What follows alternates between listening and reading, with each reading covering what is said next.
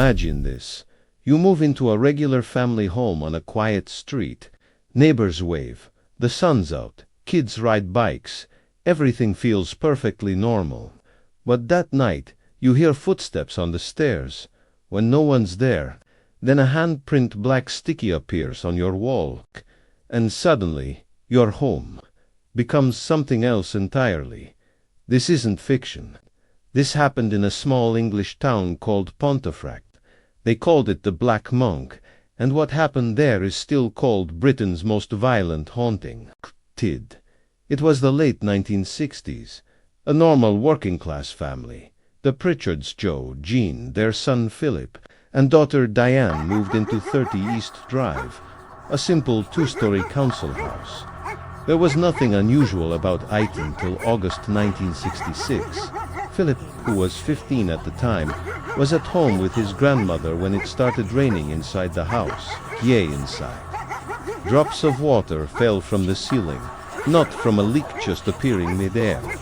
They called the water company. They called the police.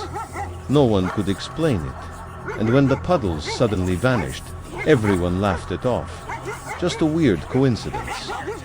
But that was only the beginning, Claire. The next day, things got worse. Green foam started oozing from the taps. Doors slammed by themselves. Lights flickered and furniture trembled. And then came the footsteps, slow, heavy, echoing through the hallways. The family searched the entire house, nothing. But each night it came back. Step, step, step. Up the stairs, down the corridor. Like someone pacing in anger. Soon after, objects started flying. Cups smashed against walls. Family photos fell off. And once, this part is verified by neighbors, a heavy wardrobe slid across the floor on its own. The Pritchards were terrified, but they stayed. They didn't have anywhere else to go. And in small towns, people talk, so they kept quiet. Now, imagine being a parent in that situation. You work all day. You're just trying to raise your kids. And your home, the one place that should feel safe, turns against you. Jean Pritchard, the mother, said she often cried at night because she didn't want her kids to see she was scared. But Diane, their daughter, only 12, she became the ghost's main target. Sometimes, she'd feel invisible hands pulling her hair. Other times, she was thrown off her bed in front of her parents. Bruises appeared on her arms, scratches on her back. This wasn't just a haunting. It felt personal. The family started calling the ghost Fred. You know, as a joke, to make it less terrifying. But what they didn't know was that Fred had another name. Witnesses began describing a figure dressed in black monk robes, with a hood covering his face. Just a dark shape standing in the corner, sometimes near the staircase, sometimes right behind Diane's bed. No one ever saw his face, only the shadow. The activity grew violent. Lights shattered, walls banged, as if someone punched them from the inside. Diane's hair was pulled so hard she screamed until she fainted. And then, one night the family saw him clearly for the first time. A tall figure in black robes, gliding toward them, and disappearing through the wall.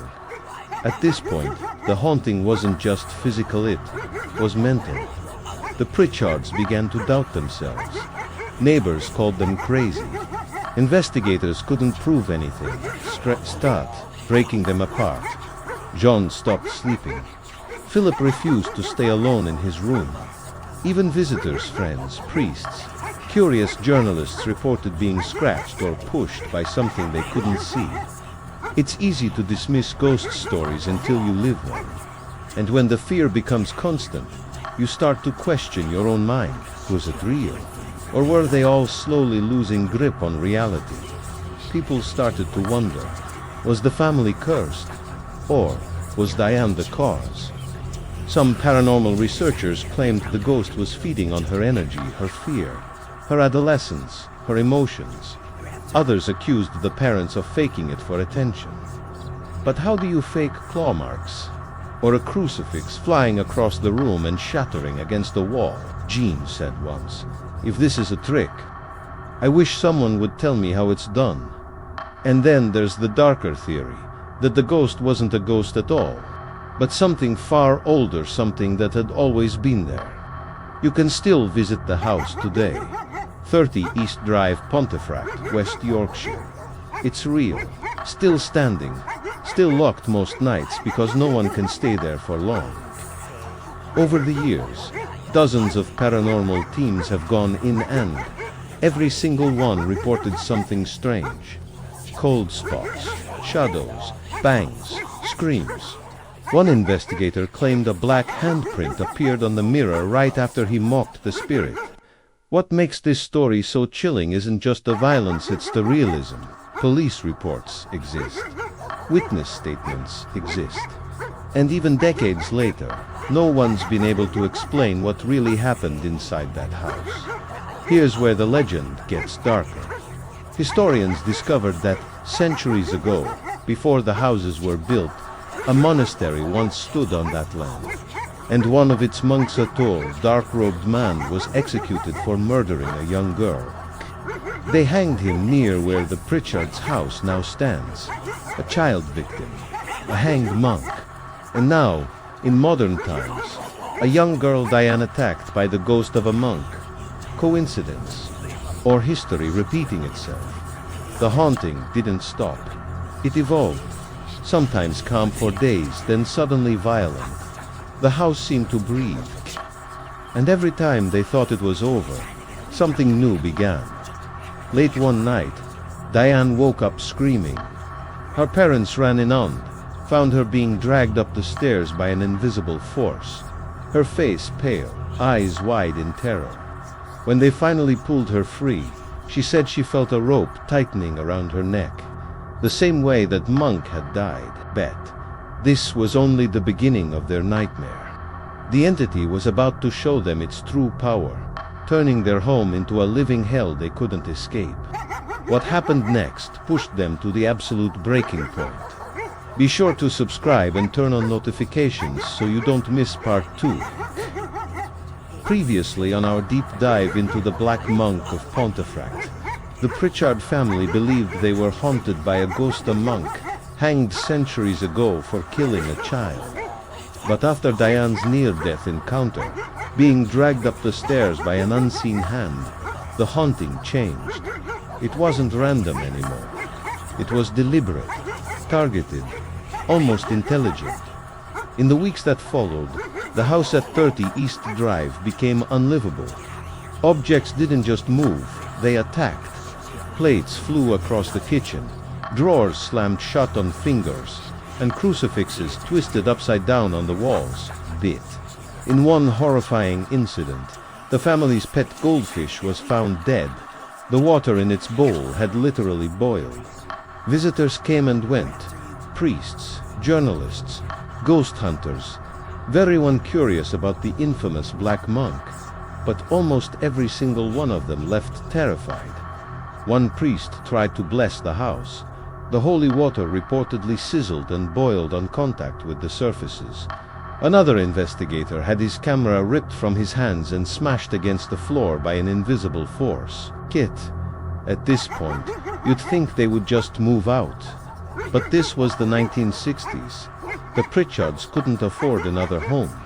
And honestly, a part of them clung to the hope that it would all just stop. Because how do you fight something you can't even see? This is where the haunting turned from a strange occurrence into a siege. Jean, the mother, began to break down. She stopped eating, barely slept. Her husband Joe tried to stay strong, but every night he'd sit in the dark kitchen, listening to the house creak and groan, just waiting for the next attack. Their son Philip refused to bring friends home. He once told his parents, "I'm tired of pretending we're normal." And then there was Diane, poor Diane.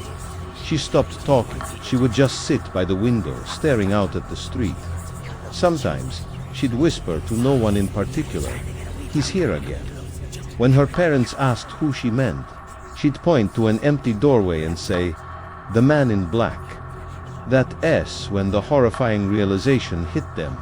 The ghost didn't just haunt the house, it haunted her. Word spread fast, and paranormal researchers from all over Britain descended on Cinematic.